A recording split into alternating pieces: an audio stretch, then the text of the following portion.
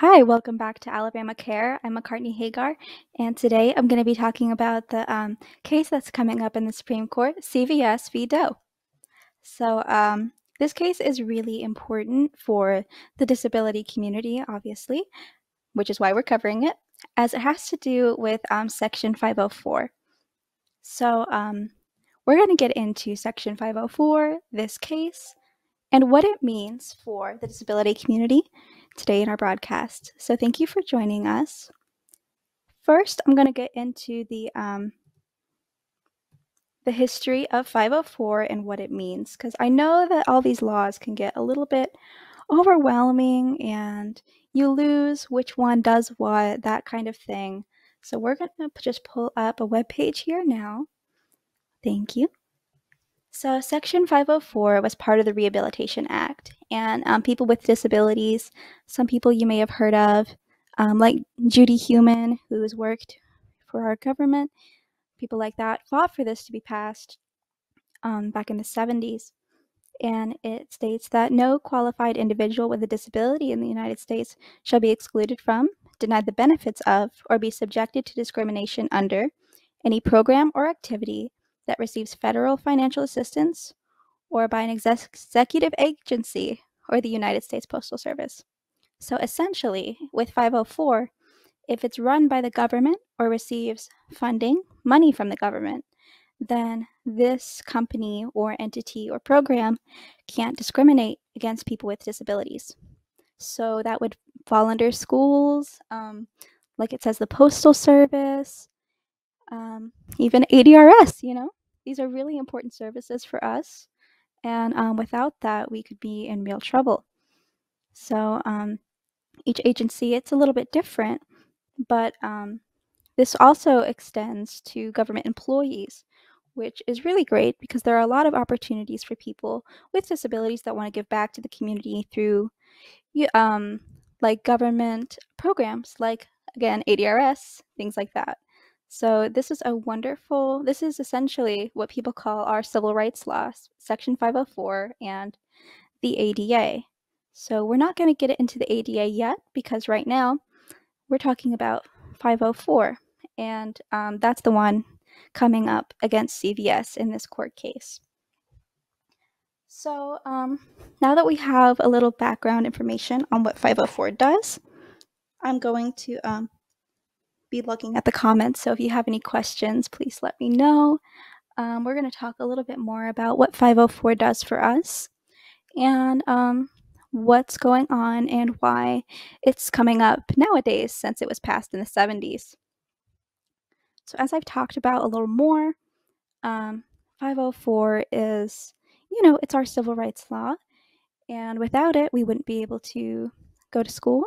Right now I'm in college, and 504 is the whole reason I have what's called disability accommodations, which ensure that my physical abilities or my other invisible disabilities don't cause me to be graded unfairly. So if I want to take a test, I can have what I need to do that test in a way that reflects my actual understanding and ability to do what I need to do in the course, and not just my ability to write fast, think fast, spell well, whatever someone with a disability may struggle with. That should not be held against them. So that is what 504 functions as for us. Recently, I have a personal care attendant who comes with me to class sometimes and helps me around campus, and I had to make sure that she was going to be allowed to go into the cafeteria with me without me having to pay for, or her having to pay for, her meals. And this is very important because I can't eat without her assistance. And if one of us was to be charged, that would be unfair, as it would mean that I would have unequal access to this public space. And of course, after talking about it, it's fine. You just have to make sure people understand.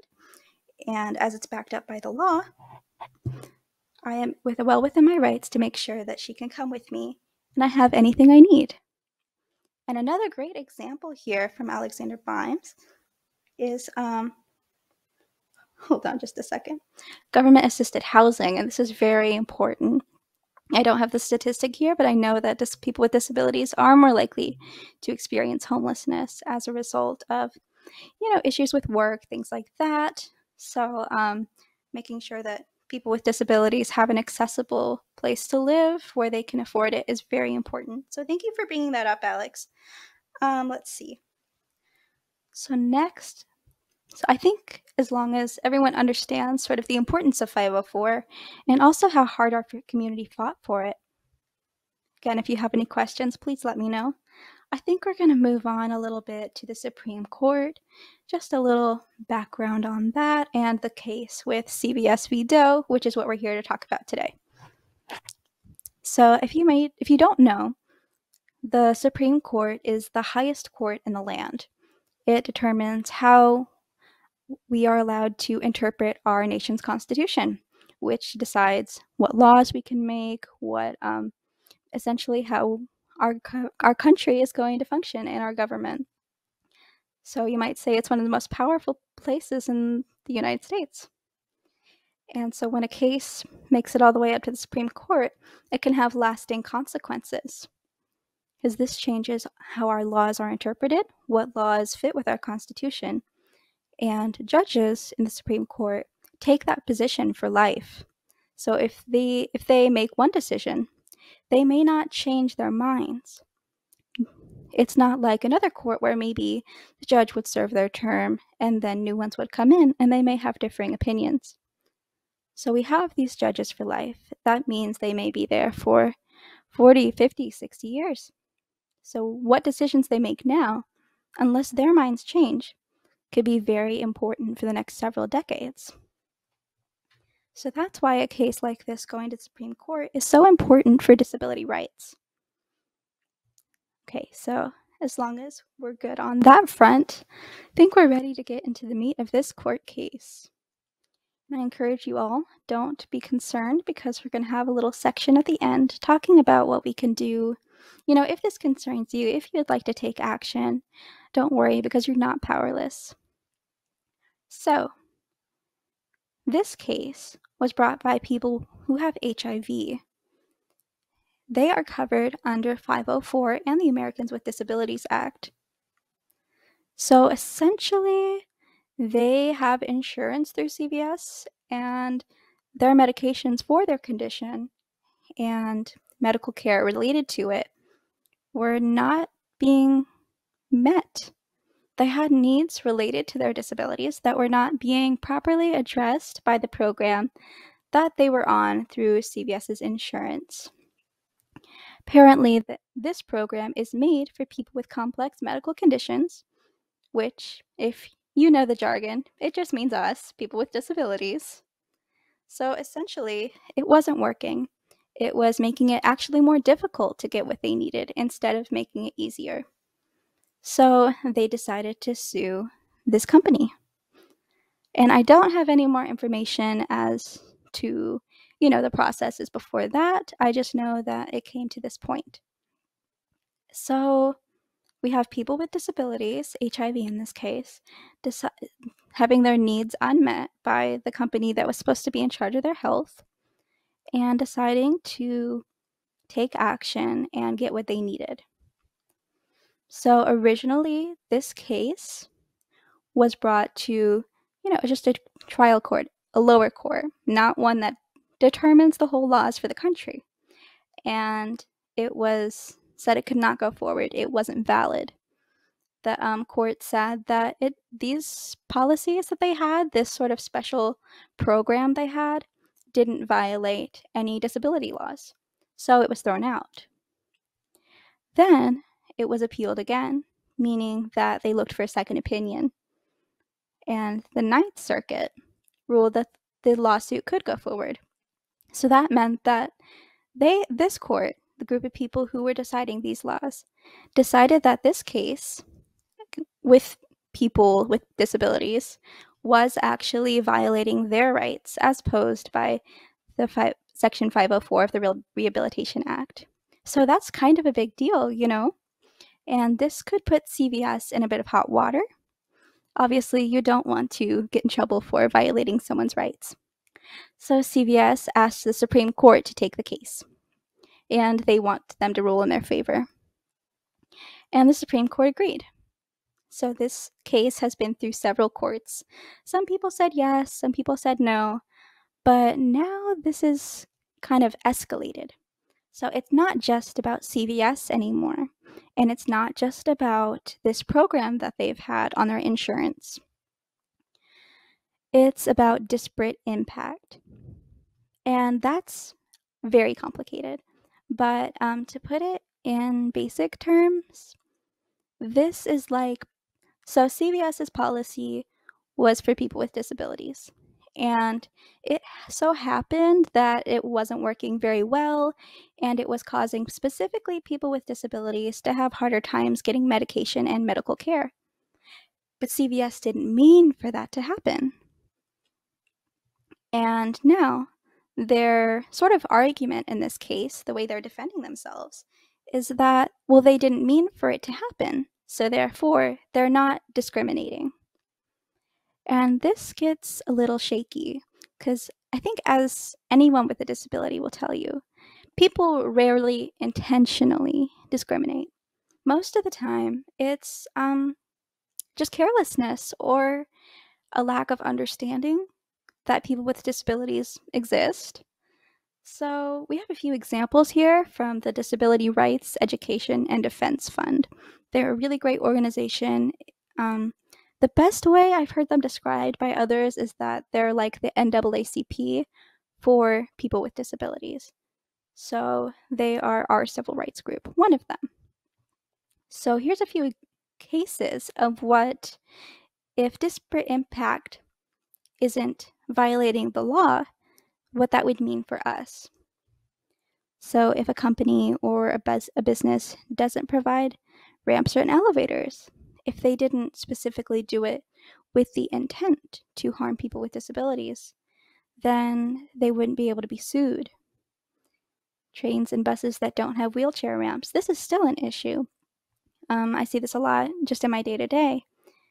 They're not being properly built with this in mind, and people are working on it at the moment. I know that some activists, I think in New York, are working on buses still, but there would be no recourse for us to say that it was wrong. Because if the Supreme Court says that essentially an entity has to try and discriminate for it to be discrimination, then none of this would be discrimination in the country, and it obviously still harms us. Websites and mobile apps would be able to be launched without blind people or other people with disabilities being able to use them. If you've heard of a screen reader, this is really important. There's access to really important information and just the same activities we all do that wouldn't be able to be accessed by people who can't see. And that's, people with disabilities make up such a huge portion of the population. I just don't understand sometimes how these things get through. But so this is kind of an issue. Just to sum up, if I haven't done it well, things that are going to be discriminatory without meaning to be discriminatory right now, though, that's not allowed. It's a violation of my civil rights, your civil rights. But if this case goes through the Supreme Court and they side with CVS, then that means that it would be allowed. So I would not be able to bring my personal care attendant to have meals with me. So I would not be able to eat in public. I would not be able to have a lot of the testing accommodations I have. There's always the defense that someone doesn't mean to be discriminatory. Right now in my sociology class, we're talking about media and representation. And I did an essay a couple years ago, and this week has made me think about it, where I was writing an essay on media representation of people with disabilities, which is how much do we come up on TV and how much do we come up in movies and websites, things like that. We make up over 25-30% of the population, and at this year it was only 2%. 2% of people in primetime roles had disabilities. So compared to what we are, there's such an underestimating of how many people have disabilities and how important we are going on. I think there's always this assumption that no one's going to use this ramp or no one's going to use this sidewalk or elevator. Even just this morning on my way to class, someone had, those little rental bikes that you pay on your phone and you can just ride it until you don't need it anymore and park it somewhere. Well, someone parked it like horizontal across the sidewalk, meaning there was no way for someone in a wheelchair to get around. This happens like once a week. I'm telling you, it's terrible. We just don't exist a lot of times in people's minds, but we're here. So this case is very important. It needs to be said that we need access to these spaces. And you always have these tragic stories of people with disabilities who can't live up to their potential. But the problem isn't us. I mean, people always kind of say that I'm more disabled than they expect, which is not an appropriate way to phrase that, but that's what I get because I have arm and leg involvement in my condition to a degree that's not really expected, I guess. So, and yet I'm living on campus at college and no one can believe it. I'm doing all these things. The problem is not us. The problem is the barriers in the way. I wouldn't be able to do anything I'm doing without 504 and the Americans with Disabilities Act, which, if this case goes through the Supreme Court, could also be gutted. The protections we have in our civil rights laws, they may not stay around. And that's not only dangerous for us, but it's dangerous for anyone that needs these kind of protections. Yeah, thank you, Clifton. Yeah, he's pulled up this Section 504 and ADA portion of the National Disability the Disability Rights Education and Defense Fund page. So yeah, basically 504 covers government programs and anything that covers healthcare or anything that receives federal money, as we discussed earlier. But then the ADA is sort of the private sector, so employment not through the government and just private businesses like, well, I think my job here would be under that. I don't know. But yeah, so these are, when you go all around, if Section 504 falls, then the ADA is just the private sector version of that. It's businesses that work for profit and don't have anything to do with the government. And there's a question on here. This is the fact sheet for this case, and it says, does this case threaten the ADA? And the answer is yes. CVS says that their argument does not threaten the ADA, but not so much. So yeah, a lot of the ADA is based on Section 504. They're kind of the two laws. So, and another important question that is on here is, why would they do this? Well, again, just an underestimation of who needs it. And, they're doing well in employing people with disabilities, but, well, there's also money to be made and things like that. You know how it is with business. So I'm not really surprised. Let's see. Let's go to our questions here. Oh, yeah. Yeah, Alex has a good point. Right, like he says, no one wakes up thinking, I want to discriminate against someone. But that's what happens. There is lack of understanding and awareness that people are going to be hurt by what you're doing. Let's see, we have another question here. Oh, yeah. There's also the situation with medical coverage. Medical coverage is very complicated for people with disabilities. It's hard to find plans and companies.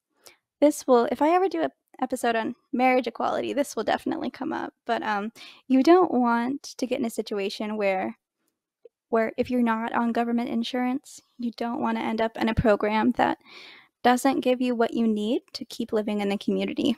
So that's like paying for personal care workers, paying for medicines that cost a lot of money.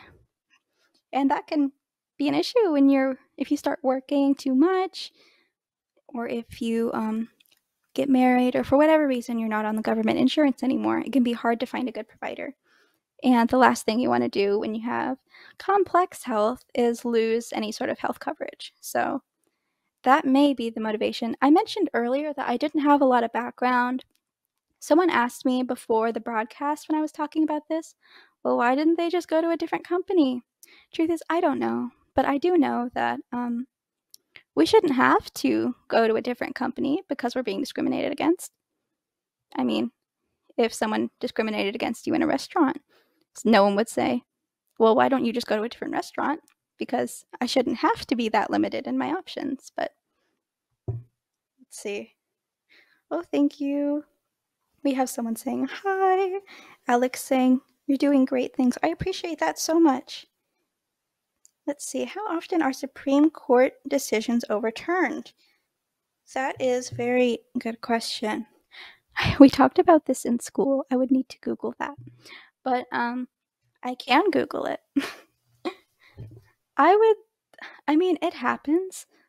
Again, though, the problem is that judges are in for life, and their minds may be changed, but at the same time, we have to figure it's the same people, and people can be very set in their ways, all of that kind of thing. So I'm gonna Google that, and I will, if I can type it in time, I will bring it up on the broadcast. So thank you for that question. Yeah, that is something very important. I don't think it happens as much as I would like, considering the ramifications of this case, because I am a little concerned. But it is something to think about. Just even if this does get on the books, it won't be there forever. I can assure you that people will fight this tooth and nail. And just to be honest, discriminating against disabled people isn't exactly good press. Truthfully, most people probably won't know that it happened just because of how, the media does with people with disabilities. But, there's the saying, you wouldn't punch a guy with glasses, which is a bit ableist. But, you certainly wouldn't discriminate against someone adorable like me in a wheelchair. So maybe we can get this taken off the books or not put in there in the first place. Okay, so how often do Supreme Court cases get overturned? And as I mentioned earlier, there are ways that we can go ahead and be taking action. We may not have to wait for this to get on the books for us to try and fight back and get it turned over. Yeah, thank you, Clifton. So this is through the American Association of People with Disabilities, and this is an organization that, it's another one of our civil rights things. Ooh, okay. Going back to this Supreme Court thing. Okay, that's barely 0.5%. It doesn't happen very often. Yeah, okay. I was thinking it was very rare that these decisions get overturned, but it is very rare. So that's concerning. Okay, yeah, thank you, Alex. Yep, they don't get overturned very often. Okay, so please do this thing I'm about to show you. So, the AAPD, they have a take action page and it says, CVS is seeking to gut Section 504, a key federal law that protects people with disabilities from discrimination. I think that they summed it up nice and well there. So all you need to do is go and put in your name, email, address, that kind of thing. And then, yes, Clifton is pointing it out for us. Then once you go to the next page, it will have a pre-written letter for you. You just hit send. It'll sign it with your name, and that can be your way to contribute. You don't have to actually put in, you don't have to actually sit there and think, oh gosh, what's the CEO of CVS's name? How do I write a letter to a CEO? How do I do this? It's all pretty much done for you. And I've read the letter, and it essentially just explains the importance of 504 to people with disabilities and why you should do it. So why they shouldn't do this. So, in case they don't know. So, yeah, I've done this on 2 different email addresses. So, anyone who is concerned about this and has a bit of time, please, I encourage you so much to go ahead and send that letter in. Let people know that, you care, people care. Because that is, the assumption, like we talked about earlier, is that it's not going to hurt many people. Nobody's going to notice if we do these things. So I think that showing up for people with disabilities, putting in your time, just a little bit, can make a huge difference. And even just thinking about these things. I mean, when you have something, this is scary. When it goes to the Supreme Court, I'm not going to lie, it's a little scary. So when you have people in these spaces that we feel like we've been forgotten sometimes, when these things happen, and gosh, I haven't even seen this covered on a major news source. I'm getting this straight from disability rights organizations, not NBC or CNN or any sort of important, mainstream news organization. I found it out through Judy Human's Twitter. So, yeah, sometimes it's a bit disheartening when you don't see abled people or people in other marginalized communities really talking about this. So I appreciate anyone watching this. I appreciate you giving the energy that it takes to care, because I know that putting yourself in these spaces and hearing what we have to say can be disheartening, it can be frustrating, but the fact that you're here already says a lot. So thank you for anyone listening to this or watching it live, anyone who watches in the future. And even if we're not Supreme Court justices, or we're not the head of the AAPD or DERF, wait, no, never mind, the Disability Rights Education and Defense Fund, that thing. So even if we're not in these big positions, we do have voices and we have time, and some of us have more access to things than others. So thank you so much for listening to me today. Oh yeah, and Alex has Judy Human's Twitter linked in the description. I very much encourage you to follow her. I get so much news from following disability rights activists that I wouldn't have gotten otherwise. As I've said, we're not always a hot button issue because people don't think there's enough of us for it to matter. But like I said, 25 to 30% of the population. So we're here. So, oh yeah, and he's got the link for some information about the ADA and all the things I've gone over today. So this is wonderful. Thank you so much for providing this information, Alex. Yeah, it's really important. If you want to learn more before you do anything, go ahead. We've got all the information for you here. So thank you so much for everyone that has shown up today. I'm so excited to see how many people respond to this, and hopefully we can get this thrown out before it has to be on the books for the next, I don't know, 50 years, because that would set us back a lot. I'm just looking forward to seeing everyone put in the time, because I know that this is going to work out. We're going to get this thrown out of the books. It's not going to happen. And I thank you in advance for everything that you're going to do, you listener, viewer, whatever format you're viewing this in, to make sure this doesn't happen to anyone with a disability or any other marginalized identity. We want to keep these civil rights bills intact. So thank you all. I hope you have a great night. And again, thank you for doing the emotional labor to listen to this. And just going to plug our next little project here.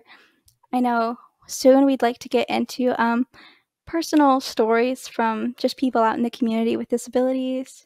So anything you'd like to share about your life, yourself, contact Alabama Care on, I think, our Facebook page is what we're going to use for this. Yeah, please let us know anything you want to share about yourself. I'd really like to get firsthand accounts of living in the community, especially in Alabama, so we can see what we need to do policy-wise. I mean, obviously this policy is important and it's going to affect everyone, but we're a news source. We want to know what's really going on. We want to do some investigations. So if there's something you want to talk about, if there's something you want us to know, please don't be afraid to write in or communicate to us in whatever mode is most accessible to you. I'm sure we'll get something going on there. And, Alex can explain whatever methods we're using for this. But I'm just really excited. So if your story, if you want to share with us, that'd be great. And I may, depending on the content, talk about it on a broadcast and share that with everyone. And maybe even bring it up to a lawmaker one day. We want to hear what it's really like, because I don't speak for everyone, No one speaks for everyone. So making sure we have as many diverse perspectives as possible is so important. I know it's important to me as a person. So thank you all for your time, and thank you to anyone who's going to share their story with us. I'm so happy to have everyone here, and I know we're going to get through this. This is going to work out. So thank you all, and I hope you have a wonderful night. Oh, wait. Yep, it's Facebook. Okay. Yep, just to confirm. Yes. Just to confirm, you write a message to Alabama Care, and I will sort of to go over your story and address it on the air. So look forward to that. I'm really excited to hear from everyone.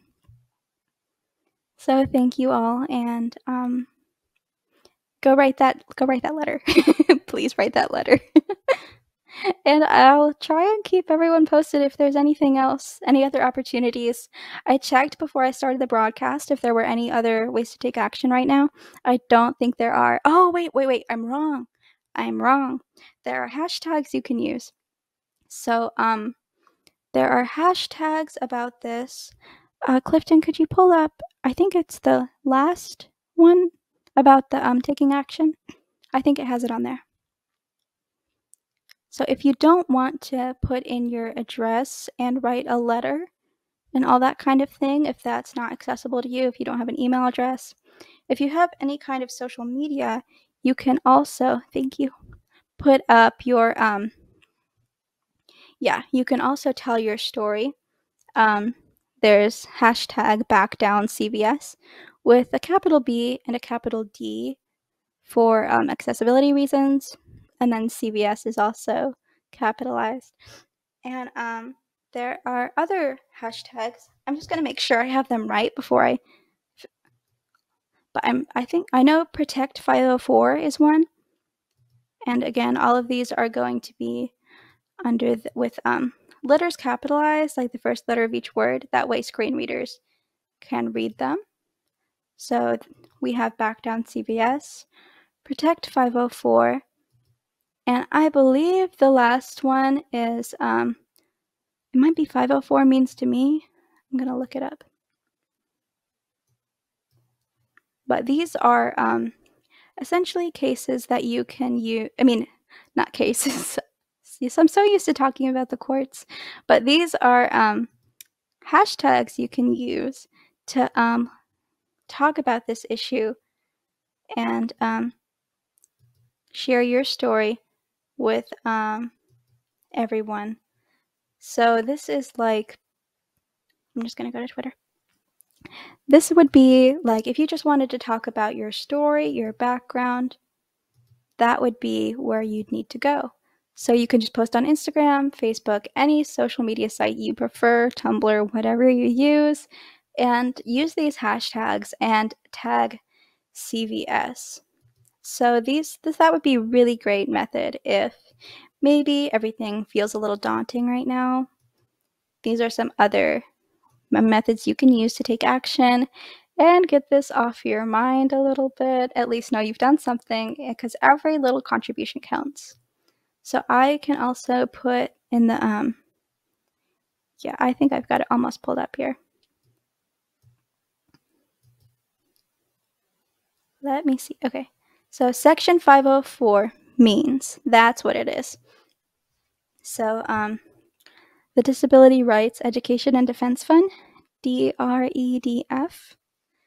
So they have made this, so after they posted that explainer of the case, which I went over earlier, that was my main source, they encourage everyone to write the letter, but also use hashtag Section 504 means, and then tell your story with getting these protections and what it means for you to be able to achieve these things. And something else that's very important is to keep in mind that Section 504 is huge in making sure that people with disabilities can go to school. I'm sure you've probably heard of a 504 plan. Especially, I know anyone in special education has heard of this. Lots of my friends in high school, tons of people use these as ways that they can be graded accurately on their disabilities and on their abilities. So these are huge things. Access to education, healthcare, housing, as Alex pointed out earlier. So please use these hashtags, use the letter, and again, those hashtags are Section 504 means, hashtag back down CVS, and hashtag protect 504. And again, the letter of the first word is capitalized for screen readers. So yeah, share your story, share what it's like having rights. I know it's not something we probably think about often, especially if you're not working in politics or something like that, but it really is so important that we make sure that people know that we're using everything, and we need it. We need more even to really be included in our society. So thank you all. I'm so excited for us to be taking action on this. I know we're going to get it thrown out of court, and if not, we're going to get it overturned. So let's all put in our time, put in our emotional labor. And if you can use your thumbs, I cannot, but if you can use your thumbs, please type a little message on social media. Or if you don't use your thumbs like me, use whatever kind of cool assistive technology you use to get that done. So thanks again, and have a good night.